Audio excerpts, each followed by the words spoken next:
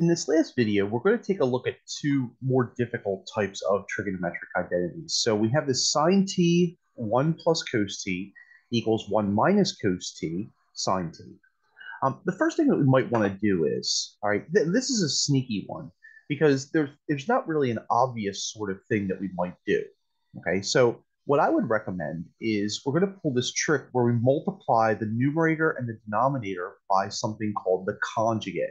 Okay, and this is a technique that sometimes we just have to pull this out of the blue. All right, so that's why this is tough because we don't necessarily know what this sometimes where to start with this.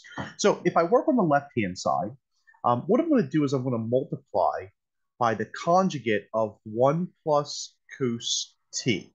Okay, so what I'm going to do, and the conjugate, just to make sure that we're all okay with that, the conjugate means I'm going to multiply by the numerator or the denominator, except I'm going to change the sign. So this is going to be 1 minus cos t divided by 1 minus cos t. Okay, so all we're doing, we're just multiplying by the conjugate. Okay, common technique. Now, the numerator, let's just write that out, okay? And we're going to keep it in the factored form, all right? And that's just because we might be able to cancel something out. We might not, okay? We're not sure yet, okay? Um, and remember, we're trying to make it look like this, okay? 1 minus cos t over sine t. So it's probably helpful that we can kind of keep it in this form, okay? Now we're going to divide this by, let's FOIL this out. So 1 times 1, we get 1. 1 times negative cos t is negative cos t. And then cos t times 1 is going to be another cos t. And then finally, cos times negative cos is going to be a negative cos square of t. Right? And so what happens, that's just by FOIL multiplying. Right? Not sure what happened there. All right. So now what we can do is we can cancel out those inner terms. Okay, so just by adding, now we get sine t 1 minus cos t divided by 1 minus cos square of t. Okay, so that's just by addition like terms.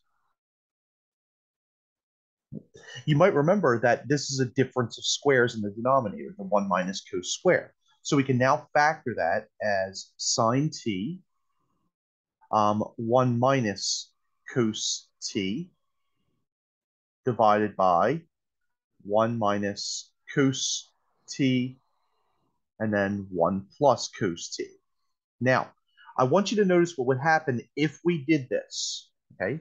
So if we cancel this out, we would end up with 1 plus cos t in the denominator and sine in the numerator. But that's exactly what we started with, okay? So unfortunately, even though this is a correct algebraic operation, that is not what we want to do, okay? So just showing you this because there are some times where you guys are going to go through and you're going to do correct algebraic operations, but you're going to have to go back a little bit, okay? One other thing to remember is that this is the Pythagorean identity of sine squared. So we can write this as sine square of t by Pythagorean identity. Right? And then finally, notice that there's a sine on top and a sine square in the denominator. So those cancel out. And we would be left with 1 minus cos t divided by sine t. All right. And I believe that's exactly what we wanted. Okay. So 1 minus cos t divided by sine t. Okay. And that's just by canceling common factors. All right.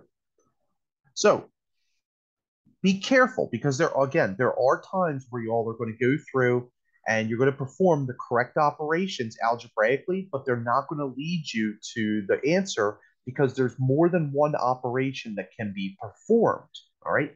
And which one works? Well, you're just going to have to use trial and error. Okay. If that doesn't work, then you go back and you try it at the step to where you can either use the Pythagorean or the factoring step and then go from there. All right, one last example. We have our cos to the fourth minus sine to the fourth, both of x, 1 minus 2 sine squares of x. All right. Now, this one's really sneaky because we don't have a formula or an identity for the fourth powers, at least yet. Okay, we will a little bit later in the course. But we notice that these are difference of squares. Okay, so what I'm going to do is I'm going to factor this. Now remember, the cos to the fourth of x can be written as cos square times cos square. So that's why it's a perfect square. And of course, sine square can be written in the same way. And so what we can do is we can factor this as cos square x plus sine square x, and then times cos square x minus sine square x. Okay, so that's just by factoring. We see our friend the Pythagorean identity right here. All right, and almost every time that we can use the Pythagorean identity, we should. Okay, and this is no exception. And so this is going to be 1 times cos square x minus sine square x, right? And so that's by our Pythagorean identity.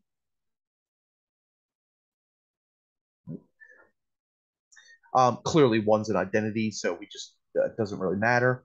Now we want to make it look like 1 minus 2 sine squareds of x. So it would probably be beneficial for us to rewrite the cos square in terms of sine.